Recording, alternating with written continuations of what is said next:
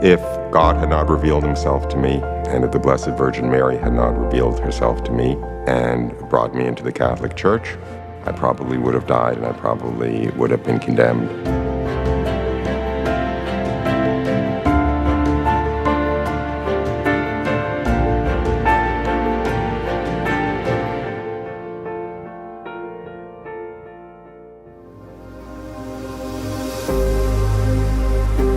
I was born and raised Jewish, very Jewish family, very Jewish world, very Jewish education, all the way until university. I went to Massachusetts Institute of Technology, which is a scientific technical university, and I lost my belief in God there. I lost my faith. I became essentially atheist. I went on to Harvard Business School and was obviously pursuing a fairly worldly career and worldly perspective. And after I got my degree from Harvard Business School, I was invited back to join the faculty, so I found myself as a professor of marketing at Harvard Business School at the age of 29. And although it may sound rather surprising, that's actually when the bottom fell out of my world. Because ever since I had been a small child, I knew there has to be a real meaning and purpose to life, and expected to come into the real meaning and purpose of life at some point when I got older. As a matter of fact, as a child, I thought it would come at my bar mitzvah, which is like the Catholic confirmation when the child is 13 and enters into a personal relationship with God. I thought I would enter into a personal relationship with God.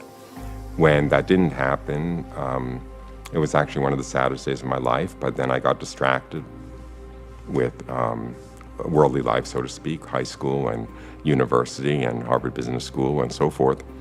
But I always thought there was something out there that would give my life real meaning. Then I thought it would be when I began my career. But I was already more successful in a worldly career than I had ever anticipated being a professor at Harvard.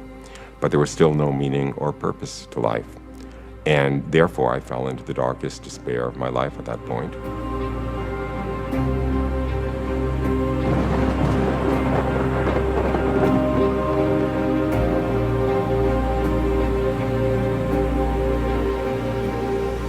I was walking in nature early one morning in a kind of nature preserve right off the ocean that was half pine trees and half sand dunes.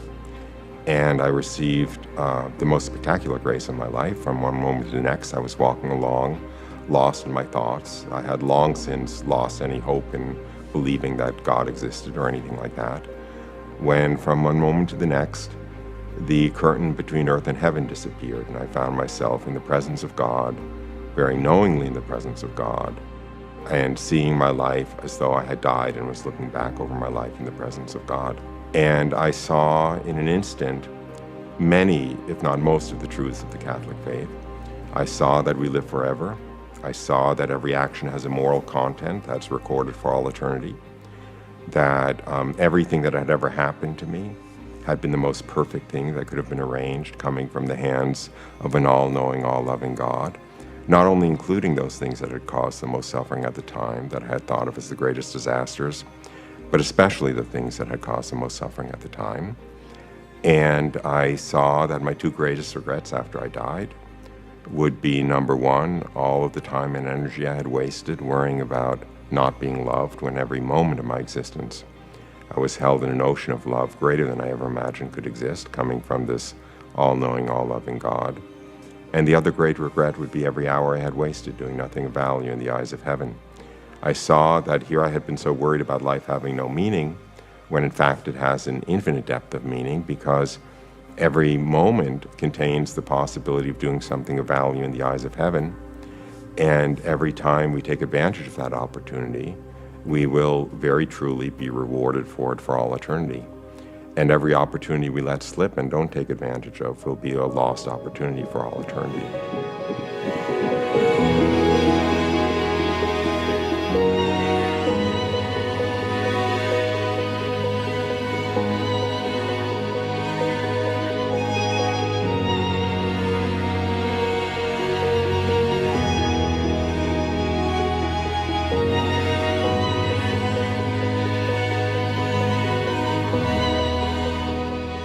The most overwhelming aspect of this experience, the most transformative aspect of this experience, was to come into the intimate and deep and certain knowledge that God himself, the God who not only created everything that exists, but created existence itself, not only knew me by name, not only cared about me, but had been watching over me, controlling everything that ever happened to me, but actually knowing how I felt at every moment and caring about how I felt at every moment, such that in a very real way, everything that made me happy made him happy, and everything that made me sad made him sad. And coming into the knowledge of this was really the most revolutionary, transformative aspect of this experience. I, of course, knew that the meaning and purpose of my life was to worship and serve my Lord and God and Master, who is revealing himself to me. But I didn't know his name, and I couldn't think of this as the God of the Old Testament. I couldn't think of this religion as Judaism. The picture of God that emerges from the Old Testament is certainly a picture of a God far more distant and severe and removed from ordinary mankind than this God was. So I knew this was my Lord and God and my Master. I knew I wanted nothing but to serve him and worship him properly. And I didn't know what religion to follow to do so.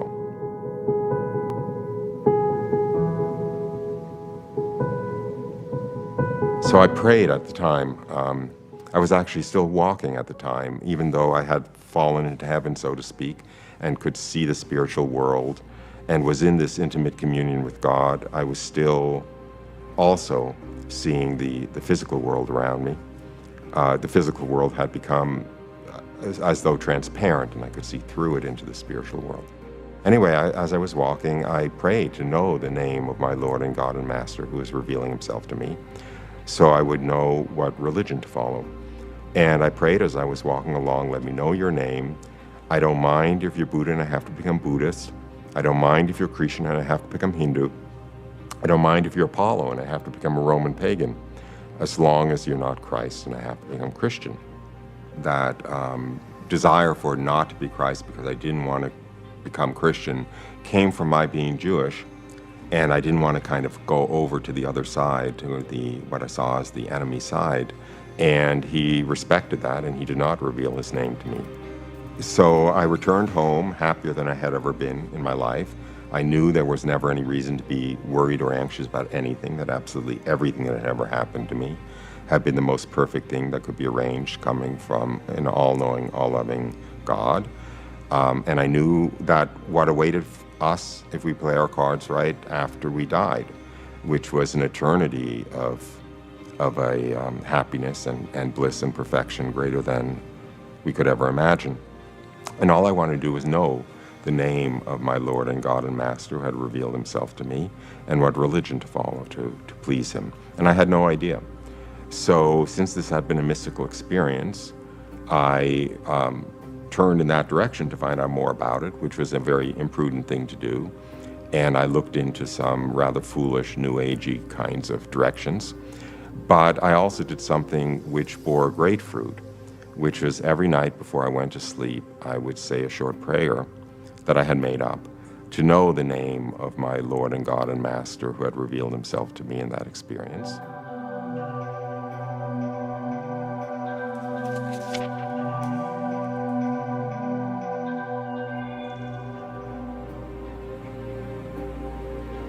The year to the day after that first experience, I went to sleep after having said that prayer, and also after having said a prayer of thanksgiving for what had happened exactly a year earlier, which is how I know that it was exactly a year. I went to sleep, and I thought I was awoken by a hand gently on my shoulder, and led to a room and left alone with the most beautiful young woman I could ever imagine. And I knew without being told that it was the Blessed Virgin Mary. And when I found myself in her presence, all I wanted to do was honor her appropriately. In fact, the first thought that crossed my mind was, oh my goodness, I wish I at least knew the Hail Mary. But I didn't. The first thing she said to me was she offered to answer any questions I might have for her. Well, my first thought was that I kind of wanted to ask her to teach me the Hail Mary so I could honor her appropriately. But I was too proud to admit that I didn't know it. So as a kind of indirect way of getting her to teach me the Hail Mary, I asked her what her favorite prayer to her was. She was a bit coy. Her first response was, "I love all prayers," to me. But I was a bit pushy, and I said, "But you must love some prayers more than others." And she recited a prayer. Now, she recited it in Portuguese, and I didn't know any Portuguese, so all I could do was try to remember the first few syllables phonetically, and the next morning, as soon as I woke up, I wrote them down phonetically. And later, after speaking to a Portuguese Catholic woman and asking her to recite all of the prayers to Mary in Portuguese, I identified the prayer as, "O Mary, conceived without sin, pray for us who have recourse to thee."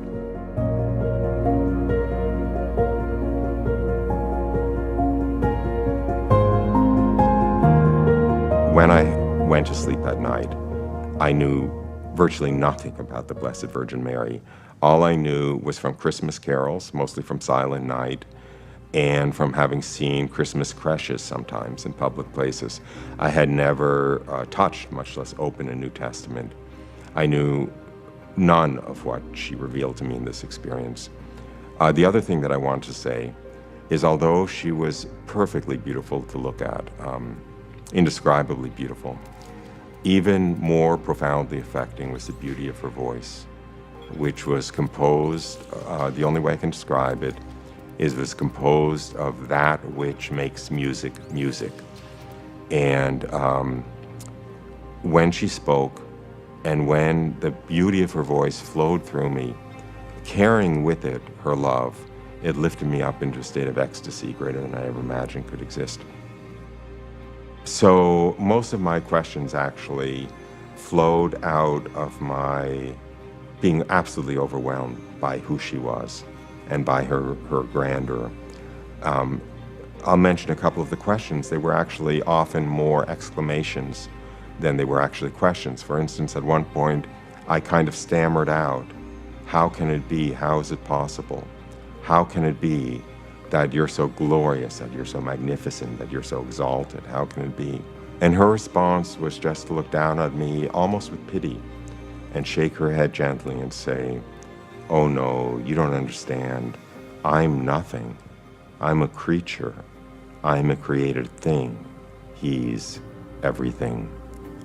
And then again, out of this desire to somehow honor her appropriately, I asked her what title she liked best for herself. And her response was, "I am the beloved daughter of the Father, mother of the Son, and spouse of the Spirit." I asked her several other questions of somewhat less significance, and she spoke to me for another 10 or 15 minutes. She said she had something she wanted to tell me. And after that, the audience was over, and I went back to sleep. And the next morning when I woke up, I was hopelessly in love with the Blessed Virgin Mary, and I wanted nothing other than to be as fully and completely Christian as possible. I obviously knew from this experience that the God who had revealed himself to me a year earlier had been Christ.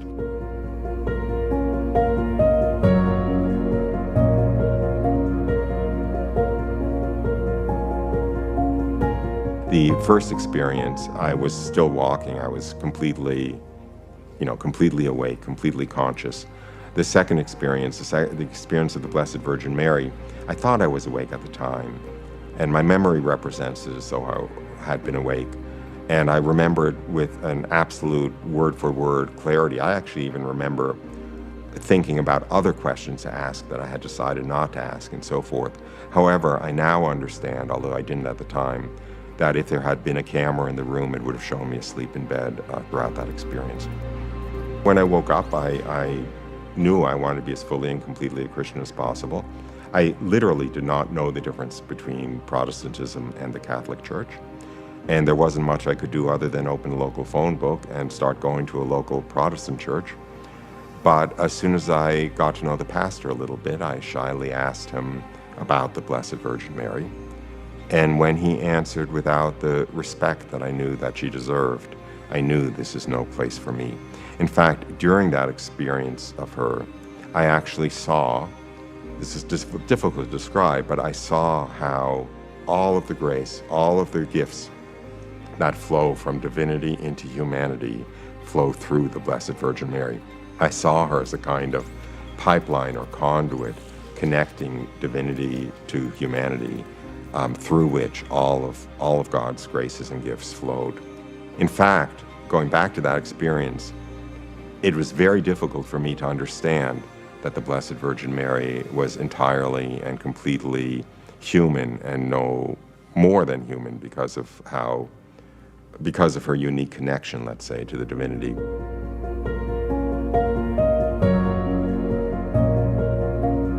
That was the motivation, so to speak, behind her saying, "I'm nothing, I'm a creature, I'm a created thing."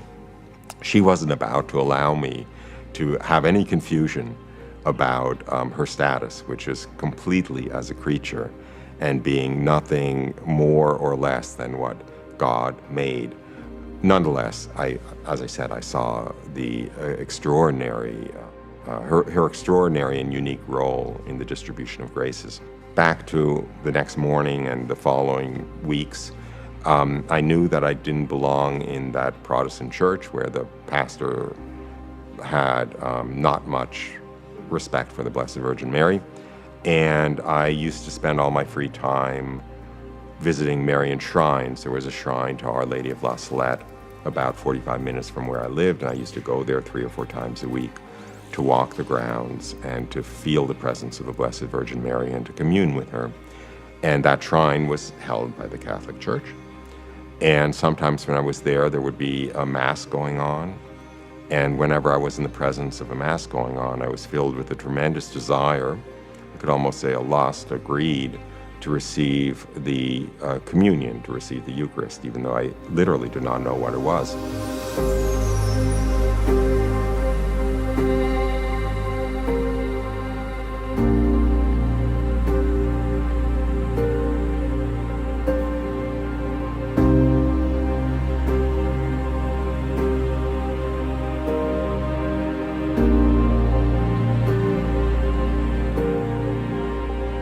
Those two things led me, without much of a detour, into the Catholic Church, essentially knowing who the Blessed Virgin Mary is and having a tremendous love and devotion to her, and also wanting to receive communion daily if possible.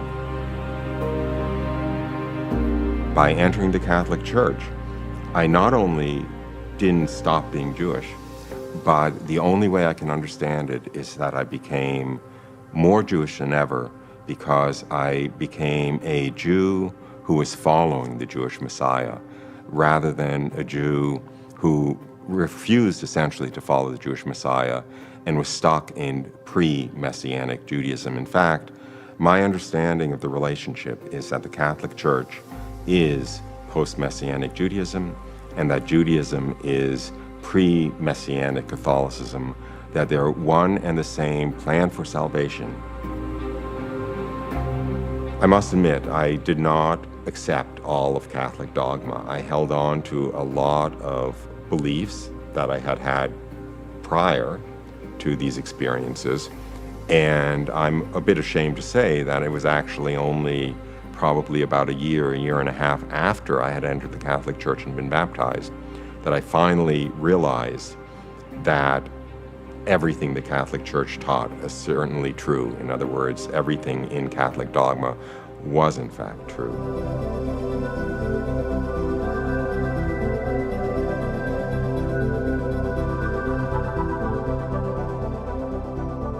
And perhaps I'll mention that the last teaching that I was willing to accept was the eternity of hell. I almost refused to accept the fact that it was possible to be condemned to hell for all eternity. It just didn't make any sense to me. It didn't seem to be consistent with God's love and mercy and so forth. And what happened was I mentioned this to a priest who was directing me, and he looked a little bit surprised, and he said, "But it's dogma. You have to believe it." And that's when the scales fell from my eyes, that it's not up to me to judge what God could do or what might be true.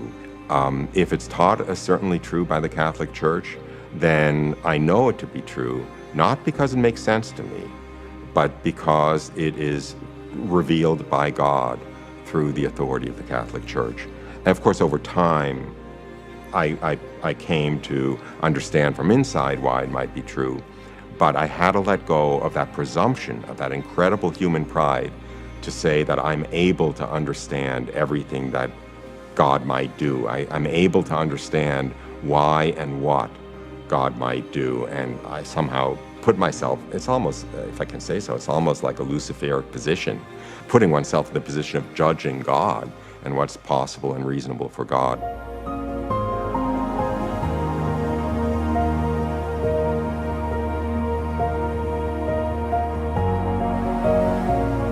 And I am infinitely grateful that I received these experiences and was brought into the fullness of the truth, into a personal relationship with God, into knowing everything I wished to know as I was a child growing up, and of, without being presumptuous, a reasonable hope of an eternity of bliss and love in the presence of God.